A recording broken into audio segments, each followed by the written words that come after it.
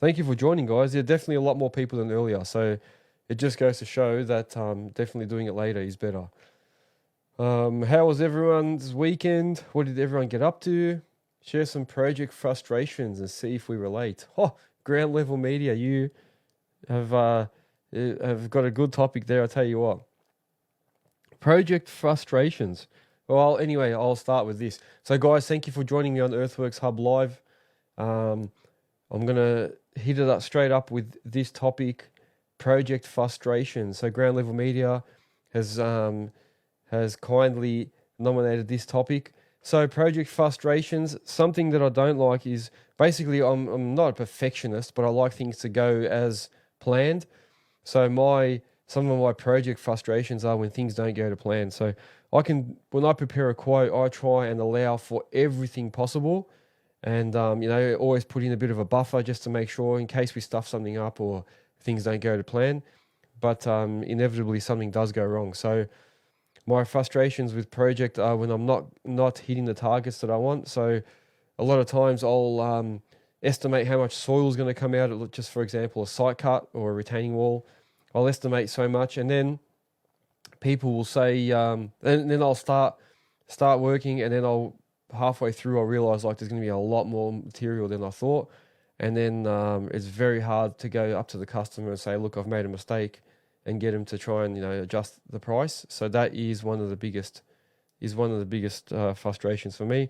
So a lot of times I've done projects, and actually I call them voluntary projects, because by the end of the project I haven't really made any money, and all I've done is just volunteer my time. So I've done a lot of those, and I don't want to do those anymore.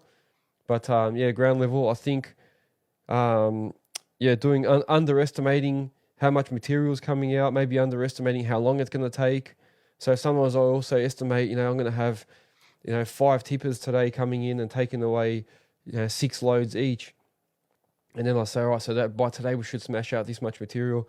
And then the next minute, we've got all these hold-ups, trucks don't come in, or they can't manage to even make that many loads because they've been held up at the tip, or there's, all these unforeseen things, or it starts raining halfway through the day. So yeah, man, that's some of my project frustrations. A quick shout out to my sponsors. So Network Finance, the Bole Group, Melbourne Tractors, Spartan Machinery, Nexgen Landscapes, and JR Safety Co. Other people have been starting to put up some more topic suggestions. So we've got here lunch food prep projects, how to annoy a colleague. There you go. Unforeseen issues here. So a quick one on lunches. I try and prepare lunch every day for the next day. So I'll take leftovers usually from the night before. And I find that if I go in with food, I'm less likely to quickly run out at lunchtime and buy takeaway or fast food, or I'm less likely to stop at a servo and buy crap. So I usually try and take leftovers. We buy those little throwaway containers from like one of the local supermarkets, and then at the end of dinner, I'll pack everything in, put it in the fridge for the morning. And then what I also do is I always keep a can of tuna as a spare bit of food in my lunchbox. So I always have a can of tuna in there with a spoon, so that worst case I can at least have that tuna. Because what I find is if you come to work and you haven't actually prepped any food, and you've only got half an hour for lunch, you're going to most likely jump in the car, rush down to pass a fast food place, pick something up, and then come back and quickly scoff it all down and go back to work. And then you're not burning it off. If you're like me and you sit in the machine most of the time, you're not burning those calories. So you've got to be really careful. The other thing you can do, and I do this often, is you can go to the servo. So then not everything's bad. Like if you go to a 7-Eleven, you can get the wraps. You can go get sandwiches. There's like in the fridge. If you've got microwaves at work, you've got like those frozen meals and that, like muscle meals and whatever. If you want, they're better choices than getting a sausage roll or a meat pie. So that's what I do. I avoid the meat pie and sausage rolls. Every now and then I'll have one. I can't say I never do. But I go like for those. My favorite thing is at like a 7-Eleven, those little southern fried chicken wraps. There's two in a little box. Best thing, man. Or you can get sushi rolls in there, and you can get like the pre-made sandwiches. and they're going to have less calories than the other crap that's in there. So I think that's probably the best thing. Let me quickly scroll back. There was some other questions here that I missed. Best grease guns. So Kiwi in Cairns is saying, what are some of the best grease guns? I think the Milwaukee one is probably the better one out there at the moment that I've used, and I like it because you can adjust how many pumps it does. So I've got a couple of other ones that don't have that on there, and they just go ultra quick and just pump out like 20 pumps in once, and the next minute you've used like a whole tube on one grease for a 5-tonner, which should not happen. You know what I mean? So, and next minute you've got grease everywhere. It's coming out of all the different pins, and it just makes a mess. And your machine looks like crap. The angry operator has joined. Thanks for joining, man. He just said the same thing, man. Yeah, Milwaukee. Definitely Milwaukee's good, man. Yeah, all the ones on the back of the service trucks. Yeah, if they let you use it. So I've got a couple of Ryobi ones that I bought from Bunnings, and they don't have the adjustable pumps on there, and they just pump out heaps, man. So and DeWalt and currently use Makita, both I found good. So Kiwi in Cairns is saying the DeWalt and Makita are good.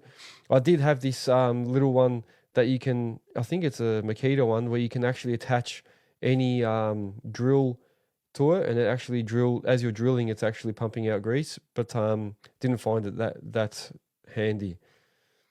The angry operator says the service truck does it for him. Well, even better. Angry operator, actually, speaking of you, I was talking a bit earlier about the silica dust.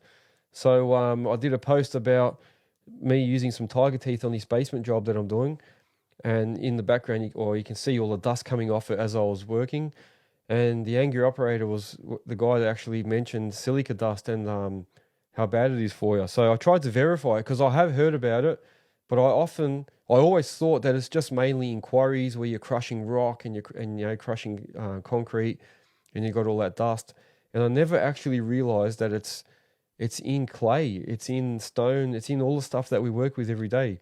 And I was just saying how over all these years, I reckon I've ingested that much dust from all the jobs that I've done. I don't know how my lungs are going to be, but you don't realize. And even if you're sitting in the cab, you're right, man. It comes in through the air filters, and how often do we actually properly blow out the air filters? And that, I mean, and I work with the cab open a lot of times when I'm listening to instructions from the other guys. So yeah, man, it's scary. Yeah, you definitely raise a good point, man. Yeah, there you go. So he's angry operator saying he's already got some in his lungs. And I suppose when I look at all the facts and the stuff about it, it's actually very similar to asbestos, man. So it's not a good thing. Not a good thing, man. So now, knowing that, I'm definitely going to be keeping my cab closed more often. And yeah, it's just funny because I see all the guys, like all the plumbers and all the labourers and that I work with, and these guys are covered in that while I'm digging, and they're sitting in the trenches while I'm digging, copping the whole lot. And I think, I don't know if everyone's aware of how bad this really is. So maybe we should bring some more awareness out there. And and some of the ways to try and reduce or prevent is to keep the material wet, try and wet it down to keep the dust levels down. So yeah, no, it's very, very bad, man. But I'm glad that you actually brought that up. So that's why I was happy to post that up and show people that it's a lot worse than I actually thought. So the silica dust, look it up, guys. It's not very good for you. Yeah, that's right. And the angry operator is saying that, yeah, if you're not clean shaven, so don't look at me at this moment, but if you're not clean shaven and you wear a mask, it doesn't actually really help as much because you've got openings in that. So I remember that was the same as when we did the asbestos course. Guys that had beards and that couldn't actually really do any of the asbestos stuff.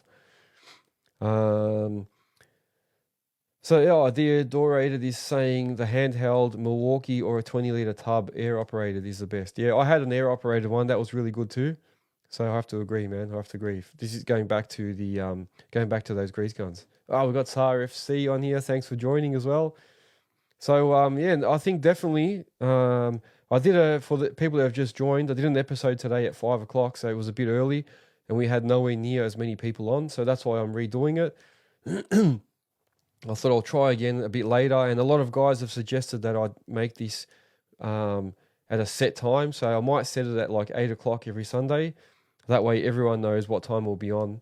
And that way it's going to be a definite rather than, what time's he coming on and they're not sure. Like I've been coming on at random times and I understand, people are busy. So, all right, we'll make it a set time. I might make it 8 o'clock on a Sunday, guys. That way we all know when it's happening.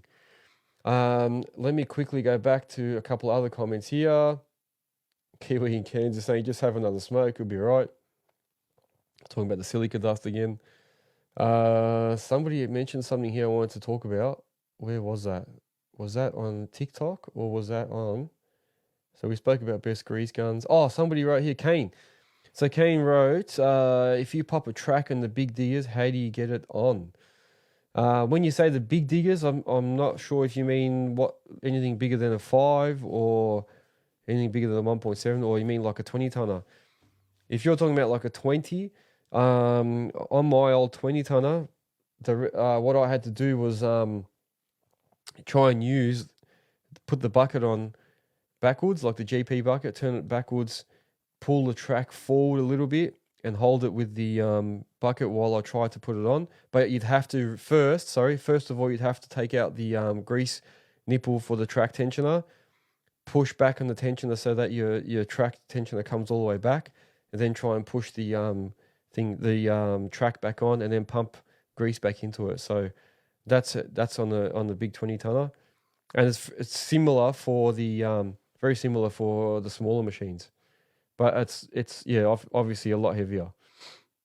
Thank you for those questions and those the topic suggestions.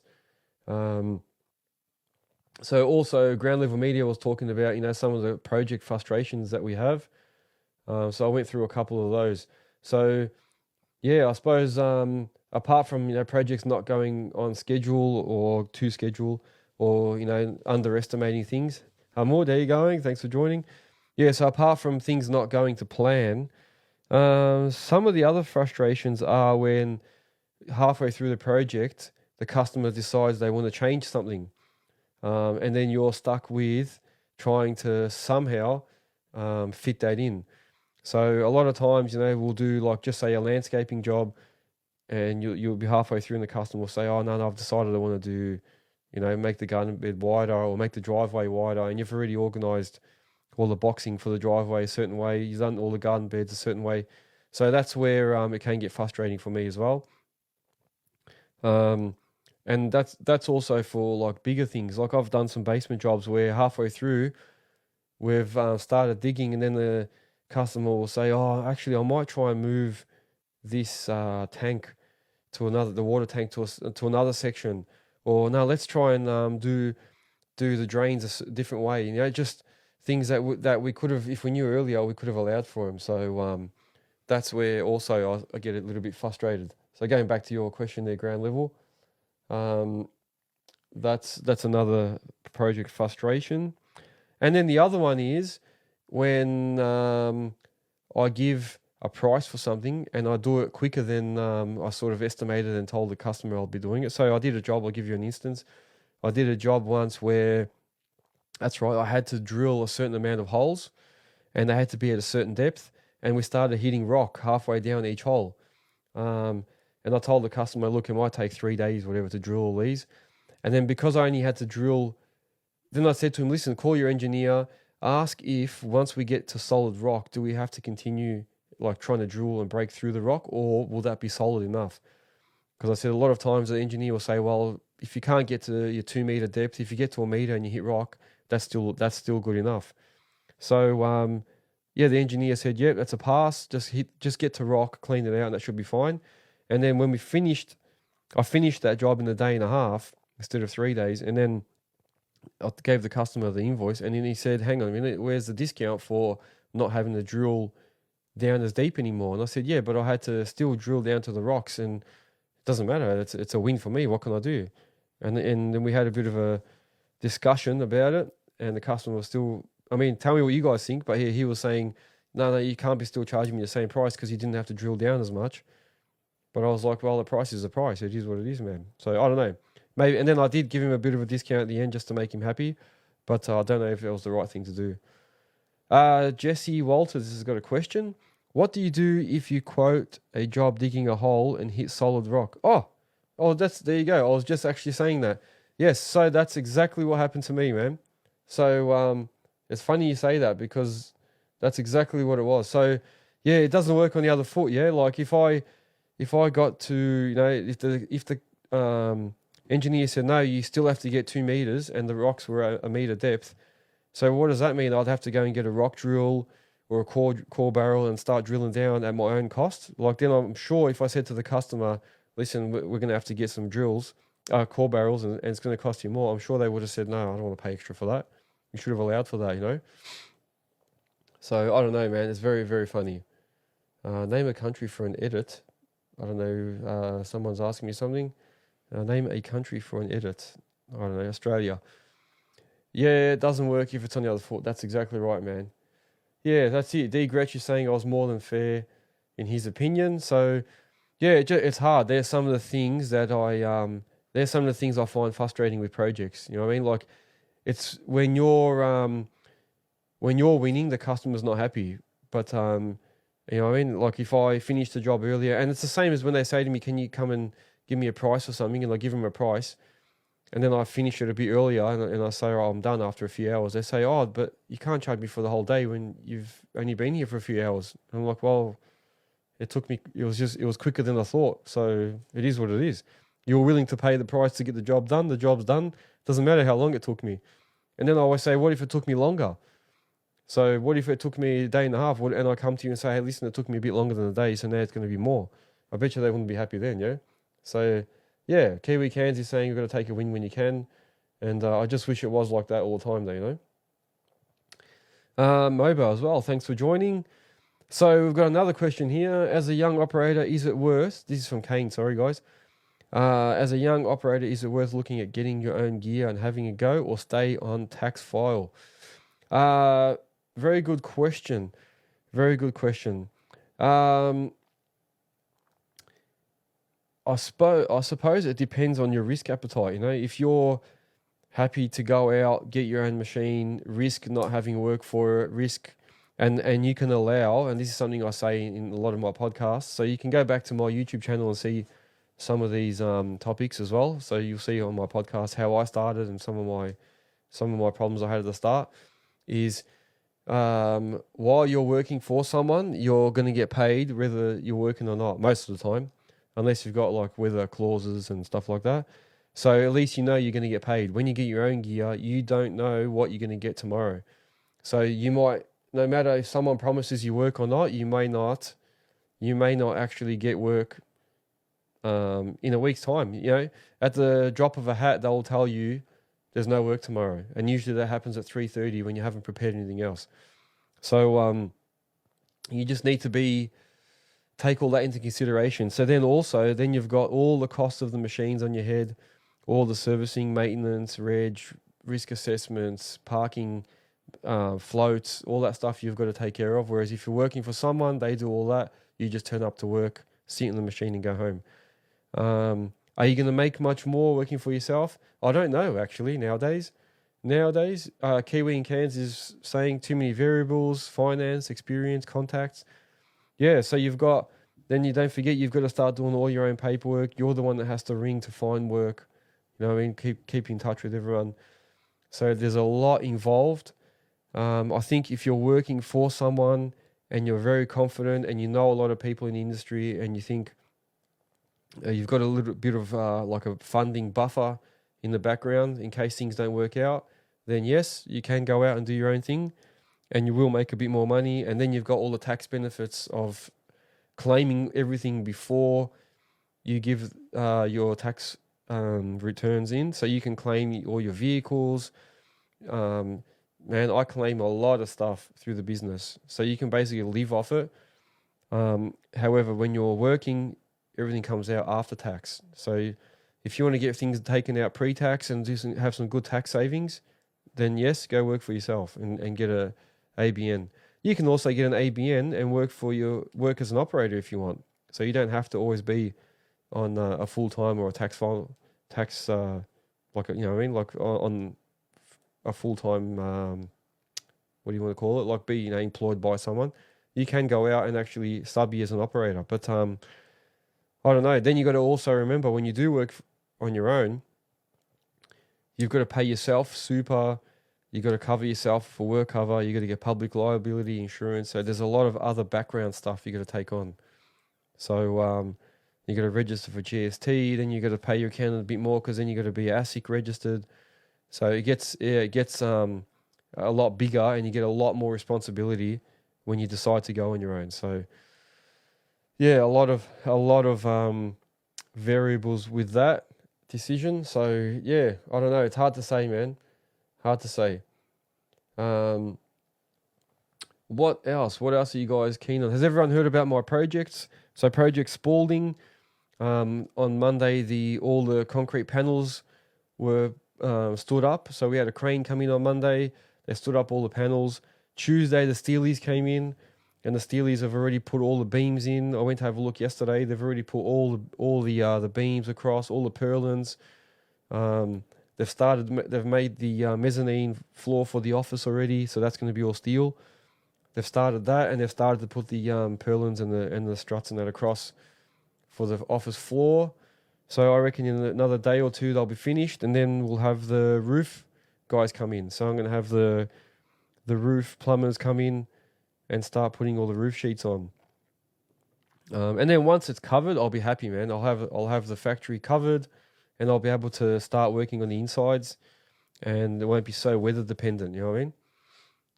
And then I can probably get rid of the site shed and put everything inside under the cover, and then that'll be a big benefit. Like I was saying, I can't call it my yard anymore, so now I have to say my warehouse or my factory, because usually I tell everyone, yeah, I've taken things back to the yard, or this or that. Now it's going to be we've got to go all back to the factory. So we'll see how we go. Still deciding what to do, whether to keep the factory or to rent it out. At the moment, it's 90% rented out, unless I find a good reason to keep it for myself. But at the moment, there's probably no real need for me to do anything in there, because I don't have as much equipment. Everything stays on site, and I don't have anything to store. So I don't know if it's really worth it, unless I start a particular business in there that needs, like a warehouse for it. So if anyone is going to be looking in the near future to rent a warehouse, let me know as well. Yeah, hit me up, because that should be ready in a few months, I reckon, maybe 3-4 months. And then, yeah, we should be able to start renting it out after that. We've got some more questions here. Here we go. I reckon the brothel would be the best money, I'll tell you what. So Earthworks, good money, mate. So Nick is asking, is Earthworks good money? Yeah, I think we're just talking sort of about that. Depends on what you consider good money. You know what I mean? Like a lot of times you can see, and I have this conversation a lot with my mates that are in the industry, you can see, traffic controllers making just as much money as an operator nowadays. And, some laborers are well paid, even if you're like a leading hand or something like that on the site, you get good money nowadays. And then if you go and work in like a government project as an operator, you can make more money than a guy that's working with his own machinery. So yeah, don't know, man. It's very, very hard to say if it's good money. Not as good as it used to be. We got Jack Healy's back on, Longridge, Chris McCurry. Thanks guys for joining. Nick's asking, what about owning your own earthworks company? I think something that I probably found is that I did better when I quoted projects or quoted a job complete from start to finish, or like a certain segment of a project, and quoted it rather than doing hourly rate. And it is hard because you can make mistakes, and like we were saying about projects before, you can make errors, and your project totally blows out, and you make no money or barely anything. You break even. So having an earthworks company, you could make good money. If you're an earthworks company but you run everything on hourly rate, then it's almost like just working for someone on their machine. And then what you can do to try and absorb some of the costs and that is to service it yourself and a lot of guys on here will probably agree with me. You end up servicing things yourself, doing everything like after hours yourself, all the paperwork and that, not giving it to someone else to do, so you can sort of absorb some of those costs and keep some of that money for yourself. So yeah, I don't know. It's not like it used to be. So Sammy Jordan's asking how many machines you got. Is it just the Kubota? Yeah. Yes, Sammy, at the moment, I'm just down to the Kubota. So the Kubota U55. And I'm happily just strolling along with that machine, doing projects with it, doing hourly rate jobs with it. And then when I'm not busy on that, I'm jumping on other mates' machines, helping them out, or doing a lot of this Earthworks hub stuff.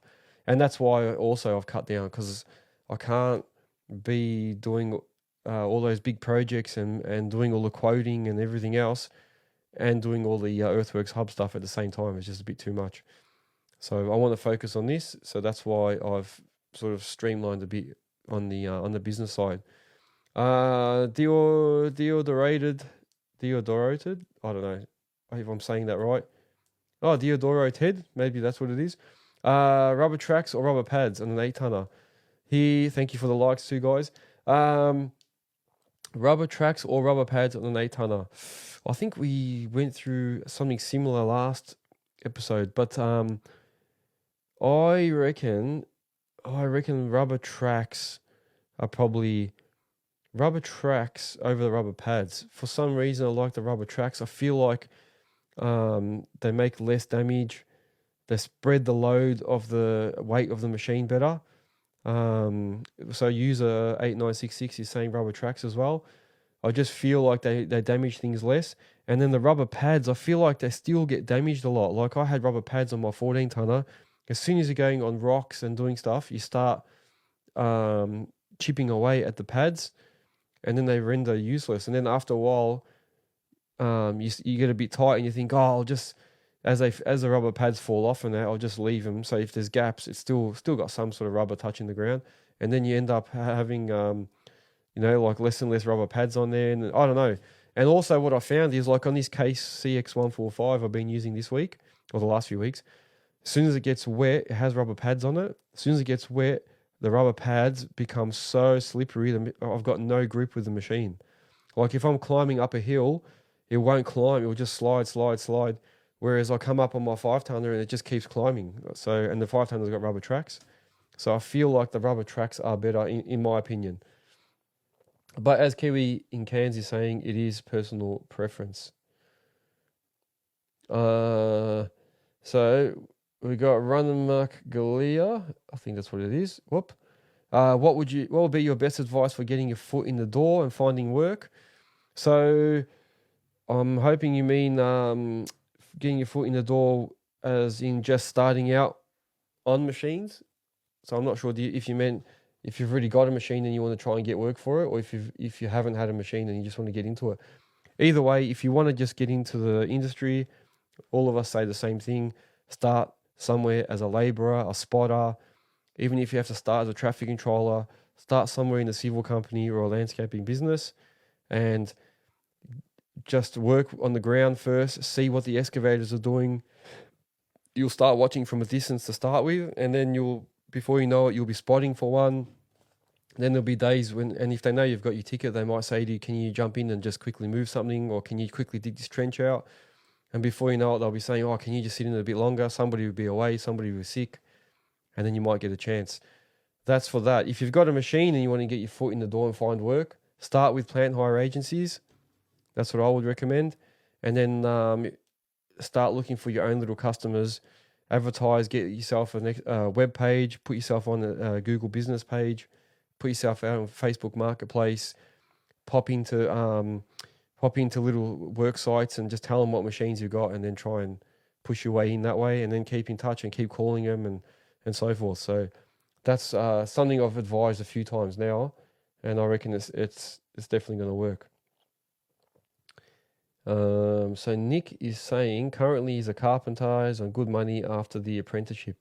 Yeah, and look, you know what? At least the good thing is when you're doing an apprenticeship, you come out with some like a formal qualification, and then if you're good, people will pay top dollar for you. So That's good that you're doing that, Nick. Very, very good.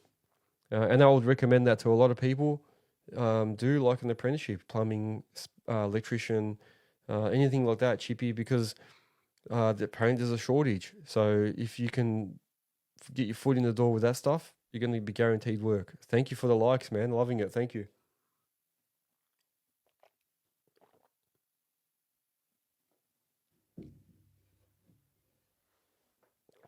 So we got Truck and Earth sales. Ooh, thanks for joining Truck and Earth. So guys, make sure that if you're selling any machinery, trucks, or any attachments or any parts, make sure that you go to Truck and Earth sales. That's going to be the latest and greatest for selling anything. So Truck and Earth sales, check it out.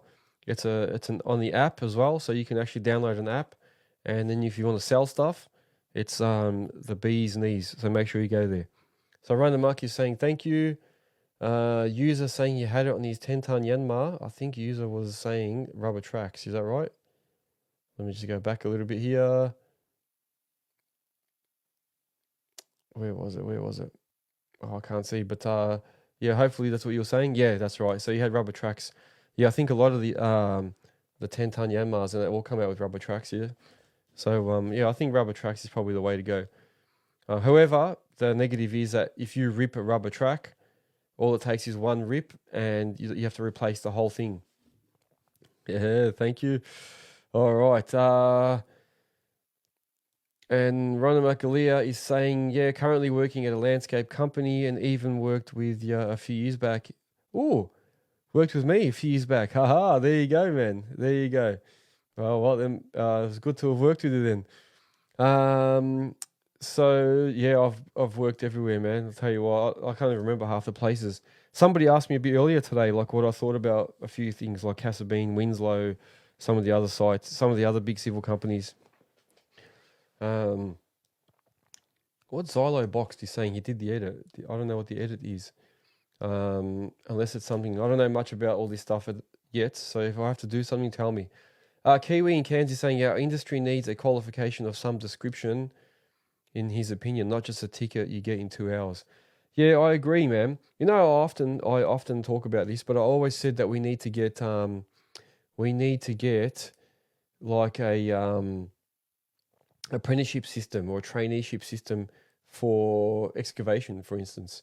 So I know that some places, and if you look on my YouTube channel, if you go to Foresight Training Group, I did like a day tour through their facility, and basically it says I went through and I went through the whole process of getting a certificate 3 in civil construction. So when you do that, it's a 23-week course or something, and you get to learn how to use all the little dump trucks. You get to use excavator, bobcat, front end loader. What else do you get to use? I think the rollers. So they teach you all that stuff. So at least when you come out, you've got some experience on each machine, and they also talk about the civil industry and how things work. So I think there is something they're starting to come up with, and they're all government funded. So they're coming up with a lot of these things, a lot of like courses and that to try and get people going. But still maybe not enough, you know, still not too much. Oh, I run amok. Galea was saying, yeah, it was the treescapes in Bacchus Marsh. Oh, there you go, man. There you go. Oh, yeah, I remember that in Bacchus Marsh when I was doing I can't remember what that street was. That was for LD Total, wasn't it? I think. There you go. Oh, what have I done here? Hang on. How do I go back? Whoop. Sorry, guys. I just clicked on something there. Okay. So anyway, yeah. So that's good, man. Good discussion, guys. Good discussion. So I don't know. I prefer rubber tracks over the rubber pads. We talked a bit about which grease guns are good. I think I'm gonna sell my cordless grease guns because I don't really need them anymore. When I was using the 5-tonner, I just now use the handheld, the old school Allen Lube handheld gun with one of the McNaught little lock-on attachments at the end. And for a 5-tonner, that's enough. Then I don't have to worry about charging the batteries always. I just have it sitting in the back of the ute, or actually what I do now is I just have it sitting in a little box inside one of the buckets I'm not using and just keep moving it around with that. and then I don't have to keep worrying about charging the guns always. And then, like I said, the ones that I used, the Ryobi ones, just kept over pumping grease in there. So now I've just gone back to manual. And you know what? It's not as bad as I thought. Sometimes we all think we have to have these fancy bits of equipment, but you actually don't really need it. Good conversation, guys. I also put out this week some posts on what did I put out there? I did obviously I filmed the walls going up at Project Spalding. I also did an ad for my website. So for anyone that doesn't know, earthworkshub.com.au, it's an online business directory. So not only do I have all my podcasts and that on there, and links to all the socials, but it's also a business directory. So if you've got a business in Earthworks, make sure you list it on there, and that way people can find your business. They can come and if they need your services, they'll call you up. So, and vice versa, if you're doing a project and you need an Earthworks company, make sure you go to Earthworks Hub first. Have a look at who's on there. You can do a search. There's already a fair few on there. Go in and find someone, and you can tell what state they're in and everything. And then try and use the guys that are already listed on there. Let's help each other out, yeah? So, make sure you go to earthworkshub.com.au and check it out, guys. And also, while you're on there, you can buy Earthworks Hub merch. So if you do want to support Earthworks Hub, you got t-shirts, hoodies. I'm trying to make hats. I was saying this a bit earlier, but for some reason you need like an embroidery file, like a .emb file, which I've never heard of. So they won't let me upload my logo unless I've got that file. So somehow I have to figure out how to get that. But I was just happy to even have the screen printed ones on the hat, but they don't do those. So yes, you can get merch on there. So if you want to support me or Earthworks Hub, make sure you go. Oh, thanks for the likes, guys. What else? I did the post with the tiger teeth. So yeah, this job I'm doing, the basement, all the shotcreting's done for all the side walls. They did the hollow core. They installed hollow core panels on top as a lid for the basement, and then on top of that lid is going to be a tennis court. So the hollow cores are just like these long, thin panels that go they span from one side of the basement to the other, and it's interesting how they work. And then basically the tennis court will be built on top of that. So I'll tell you, once those things have gone on, the hollow cores, you can, like the lid's gone onto the basement, you can actually see the scale of it. It's huge, man, huge basement. And now we're starting to do all the trenches, and that's what I was doing with that tiger teeth bucket that brought up the silica conversation. I was digging out the footings for the retaining walls for the front end of the house. So they're going to be retaining walls all around the front. So yeah, I did some posts on that. I was very sick, so I might still have a bit of a croaky voice and nasally voice. I was very, very sick this week. I caught a cold. Did do a COVID test. It wasn't COVID, for anyone that's going to ask. It wasn't COVID, but I'll tell you what, it felt like it. I was buggered. Absolutely buggered. Still working in that 14-tonner this week, and I think I will be again next week. Still doing those... doing the footings for the walls. The lift shaft panels were installed. So you might have seen in my... for anyone that hasn't seen it, but I also, during the week, I have live sessions while I'm working. So I often flick the camera on and you can watch me work. And I usually have like good conversations. So make sure you do that during the week as well. Keep an eye out for my lives. But during that, we saw the lift shaft get installed. And all the steel guys were there connecting all of that. So that's interesting to see. The plumbing is all complete. And that was it for that project. Yeah, so I loaded a couple of tandems and that. Having a bit of fun there at that job, actually. There's a fair bit going on. Just interesting in those tight little basements how you have to work around all the people. You got things happening everywhere. So you've got to really be... on your toes, you really got to look who's around, because people walk behind the machine, people walk under the buckets. You got to be really, really careful. So Tristan 777, is saying this week he worked on a 2022 Cabalco 5-tonner. Okay, so an SK55. How did you find it? What was your opinion on that? While he's typing, what else did I do this week and mention? I was saying that I'm still waiting for temporary power at Project Spalding. I was saying how it's funny when you work with these utility companies that everything's their way. So like they've given me notification saying that yes, they are going to connect temporary power to my site within the next 15 days.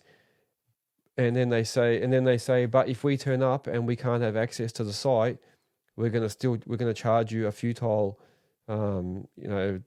try. Like they've tried to come to work, but they can't. So I tried calling them to say, you need to tell me a date when you're coming so I can open the gates, because we're not obviously going to leave the gates unlocked. And they say they can't give me a date. And then I said, well, can I at least get someone to call me before you come so I can try and quickly open up for you? They can't even do that. It's just weird, but yet they're willing to charge me, charge me for not being able to access the site when they decide to turn up. But they won't give you a specific time or day. Crazy how it's all one way. So Tristan's getting back to us. So using the Cabalco 5-tonner, he's saying he prefers the Kubota. There you go. Yeah, it's funny because I did a review. So if you go to one of my, not recent, but maybe a fair few months back, I did a review on a 5.5-ton Cabalco. I found that it didn't have as much power as the Kubota. It was very hard. It was very hard. I'm just reading a comment at the same time. Yeah, I didn't find that. I found it didn't have as much power as the Kubota. However, making me go that little bit slower was better because yes, I found when I was trimming it was a lot smoother. Very good. So Tristan's saying that yeah, he found the Cabalco was better for trimming, and you're correct. The Cabalco did feel better for trimming because the Kubota doesn't matter what revs you have it at. The Kubota U55 has that much power in that when you start trimming, it starts to like jolt. It doesn't like going slow and even. And it's like you constantly got to fight it to try and get it nice and smooth. Whereas the Cabalco, you put the bucket down, pull back, and it just comes back nice and even. So you're right. But I did try, like for example, and I thought maybe it was the hose burst valves that were restricting it. If you put the bucket down on the ground and try and lift yourself up, I couldn't lift the machine half the time, especially if I was bogged down. Just say that the ground was a bit wet, the suction would keep the machine down, and it would struggle to lift the front of the tracks up so that I could twist and get out. Whereas the Kubota usually wouldn't do that. The Kubota will have enough power to lift itself out, and it's saved me a few times. Like I've sunken a fair bit. Once I sunk, and you'll see one of my ancient posts a long time ago, I actually sunk the Kubota up to the cabin, and I still barely got myself out. So, and I don't know if I was in the Cabalco whether that would be the same outcome. And Tristan's agreeing. Yeah, he's saying he gets the same with the Kubota. When you're trimming, it starts to jolt. It doesn't like it. So, yeah, there you go. Good conversation, guys. Very good. Very good. Yeah, what else is there? I'm happy to stay on for a little bit longer. So maybe another 5-10 minutes. So yeah, hit me up with whatever you want to ask. Ask or forever hold your peace, as they say. Is there any like feedback you have for me on my podcasts or any feedback on the website? Actually, on going back to the website, I've noticed a lot of guys have actually, after I did that ad this week, a few people have gone in and registered their businesses, but they haven't actually listed it. So when you go in, if you want to list your business, first you've got to register yourself as a user. So you sign in. If it's your first time, it'll make a password for you. Often it's better off to just click on reapply for a new password and then make your own one. Then once you've done that, that means you're just registered as a user. Then you actually have to click on add listing and then put all your business details in. And then that way people have all your contact details in that. Otherwise, yeah, if you just register, it doesn't advertise your business, that you just stay in the background as a user. So hopefully that makes sense. But yeah, I just noticed a lot of guys have gone in and registered, but not actually finished or done the actual listing part. So make sure you do that. Thank you for joining as well. CBM Excavations, Pride Earthworks. We got Brandon SCO. Oh, Brandon Scott, is it? So yeah, now we've got a fair few people on. What else? What else is there, guys? What else would you like to talk about? So Tristan 777 worked on a Cabalco 22 tonner this week, cleaning a dam. Good machine, very heavy controls. A 22 tonner. Yeah, well, I owned, I'm hoping that was an SK210. I had a Cabalco SK. I had a couple of SK210s. I found them pretty good. I found the Cabalco 21 tonners, one with 21. I found them very good. Were they heavy controls? I don't know. I don't know if they were that heavy. I can't remember now. It was a while back. But I found them like pretty good. I reckon they were very good. Darcy Wilson has a question. Best size excavator to purchase as a first machine? Very, very good question. Very good question. What does everybody else think? Best size excavator to purchase as a first machine. Well, you got two choices there. I made a mistake, I reckon. I went straight away and bought an SK210. So I bought a 20-ton machine. My plan was different though. So I wasn't planning to always be in that machine. I thought I'm going to get it, keep working at my old job and just put an operator in there and it'll be easy. The operator will sit in there. I'll be making millions, yeah. But I was quick to find out that it doesn't work like that. You know, finding operators is not, you can't find someone at the drop of a hat. They're not always going to hang around. The civil companies are going to like some operators, not like some. So for me, it was a very, very hard start. And then that forced me also to have to leave my old job, jump in there and try and quickly learn on my own. So I wouldn't recommend getting a massive one.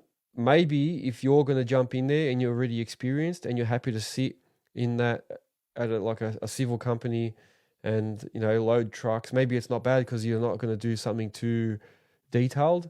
So in the 20, you might be loading trucks, you might be boxing a road, you might be sorting material, which is not bad if you're still sort of learning and going.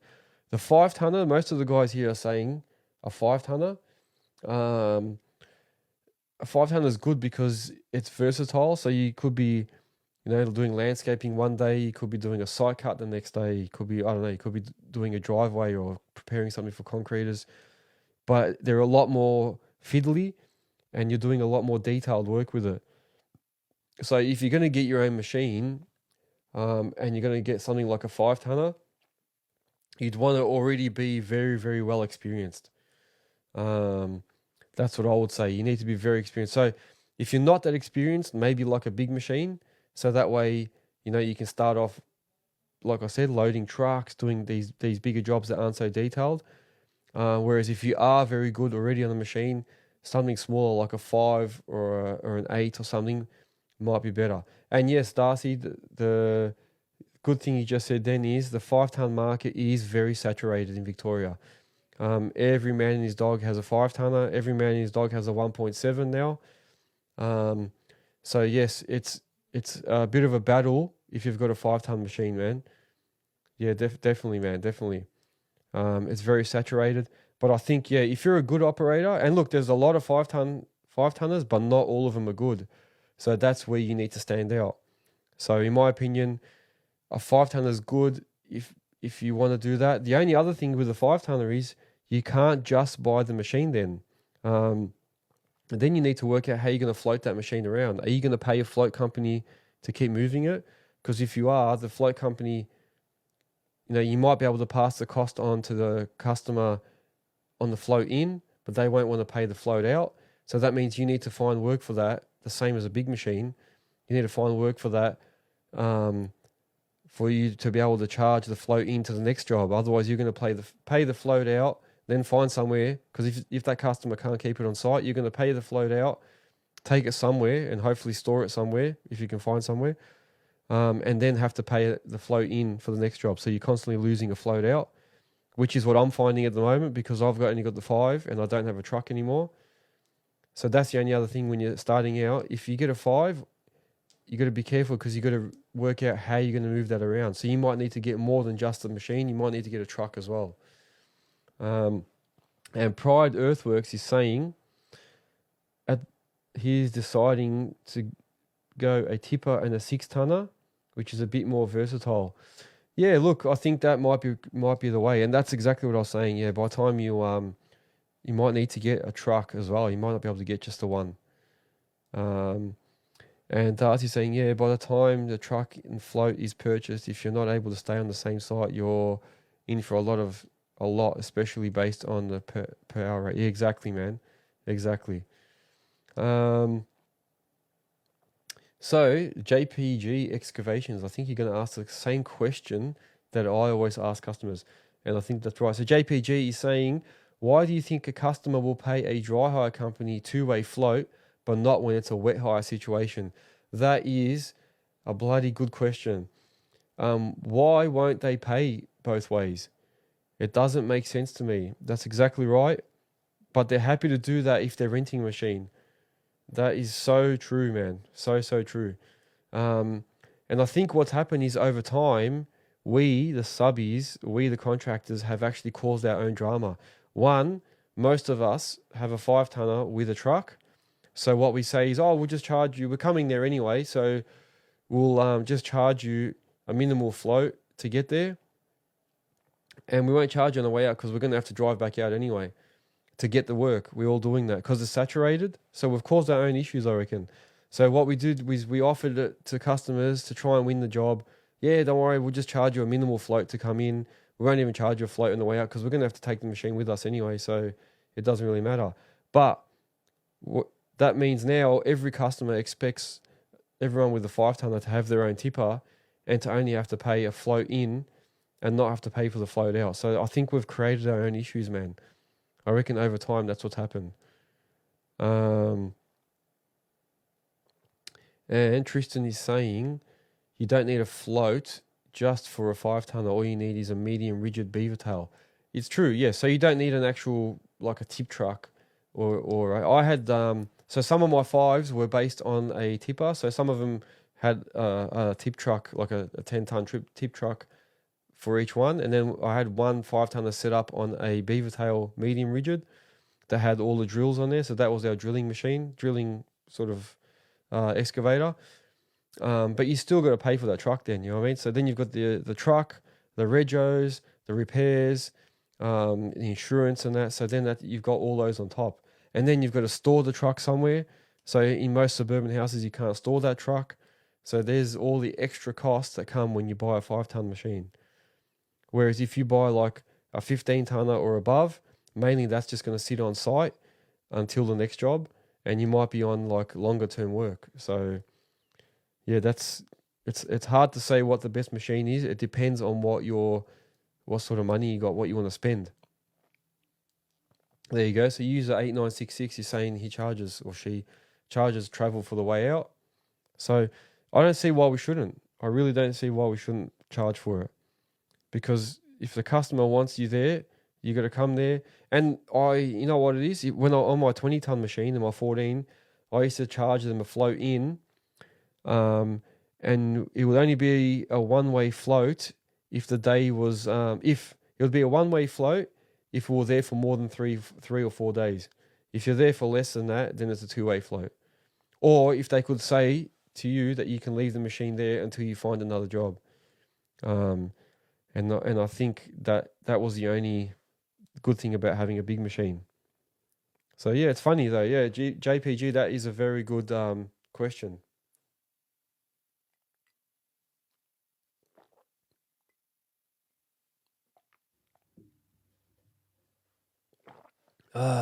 Oh man, I'm thirsty as.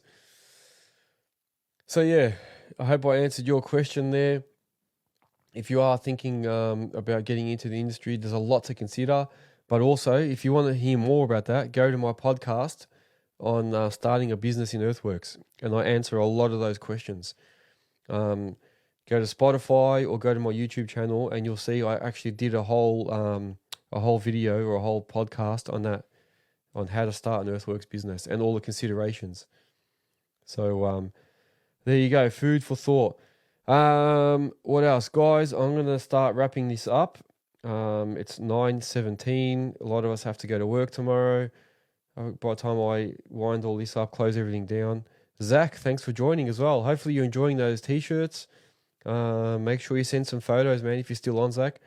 Send some photos so we can see how they look. Tristan, he's saying goodbye. Yes, all right. So that's my cue, guys. I'm going to leave. Make sure you follow me on all my socials. So Earthworks Hub, TikTok, Facebook. Got a Facebook group. So join that group if you like. TikTok, what did I say? Instagram, YouTube, Spotify, Apple Podcast, on all those sorts of socials. On YouTube, make sure you go and like or subscribe, because I need 500 followers by the end of May. So we're 320 now. I want to hit 500 by the end of May. So make sure you go and subscribe now. Best you go and do it after this so you don't forget. And also don't forget to list your business on Earthworks Hub or use one of the businesses that are already on there. Guys, thank you for joining me. I will see you guys on next week's live. I'll make an announcement that we're going to have a set time. And I appreciate you all coming on here and having a chat and all your topic suggestions. Thank you very much. Cooper, I'll see you during the week. Yeah, keep an eye out for my lives during the week as well, yeah? All the best, guys. Have a good one. Thank you.